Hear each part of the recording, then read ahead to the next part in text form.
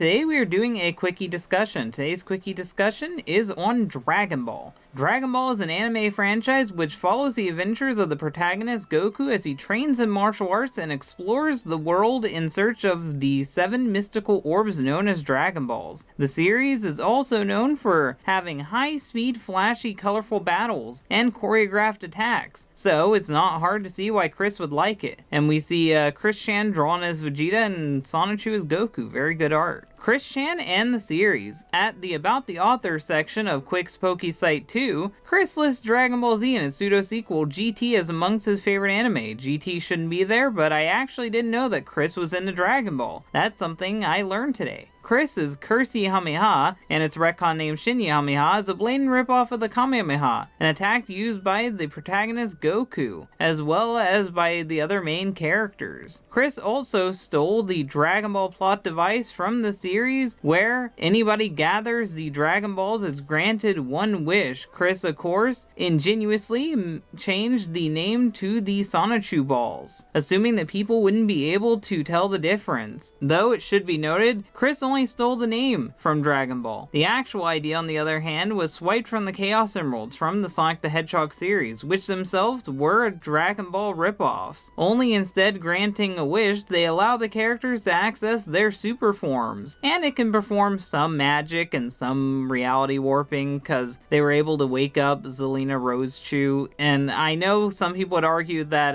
that Sonichu did that, but it's clearly the Sonichu Balls that can do that, because that was the whole point of gathering them to begin with, or at least for Darkbind. He was pretty sure that he would be able to awaken Zelina Rosechu, and it seems like they are magical artifacts in some way, so they're not just giving you super forms. Yes, you get a super form, but you also can warp reality, and an example of that is when Chris hacks into the Trolls' computers, Sonichu helping the Asperchu characters by giving them a makeover, and many other events that were happening in the final issues of the comic. The final issue of the comic, the original run, had Chris Chan and Sonichu warping reality all throughout their transformation. Colossal Chris Chan form from Sonichu 10 seems to take inspiration from Super Saiyan 4 from Dragon Ball GT, which I didn't think of that either. He is hairy, so maybe that's why he's like that. He's tapping into his Sonichu form in his human form, which is like Goku tapping into his Saiyan form, his Great Ape form, while being in his normal base form. And that's how Super Saiyan 4 was a thing.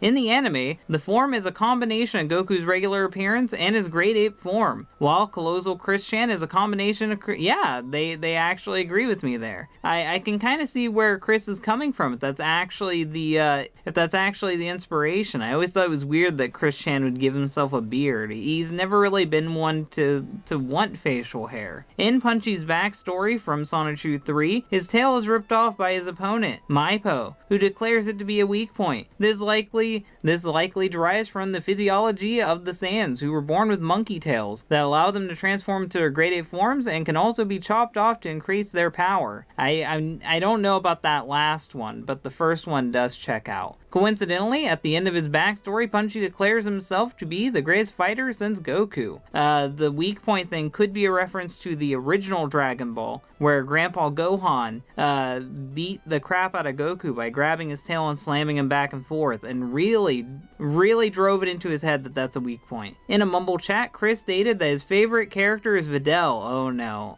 no, that's my favorite female character in Dragon Ball. On the 16th of September 2010, in cosplay video addressed to Jackie, Chris appears in blackface as the Dragon Ball character Mr. Popo, an immortal genie, which I don't know if the anime ever confirms he's a genie, but he is immortal, seemingly, but he can be killed. In 2020, Chris attempted to make a mod for the Sonic fan game Sonic World, featuring himself, using a retextured model from Dragon Ball Super character Kale as the representation of himself. And we can see a bunch of artwork relating to Chris Chan. And I didn't know he knew how to import models. That's cool, but why Kale? Why would you edit Kale? Also, that's someone else's mod. Like, Kale isn't in the base game, so that means that he took someone's mod and recolored it. That was everything on Dragon Ball. I actually learned quite a bit today. Hopefully you guys learned as much as I I did, and hopefully you guys enjoyed my banter with this article. If you guys like this video, hit the like button. If you really like it, share it. And if you want to see more, then subscribe. Thank you guys for watching, and bye.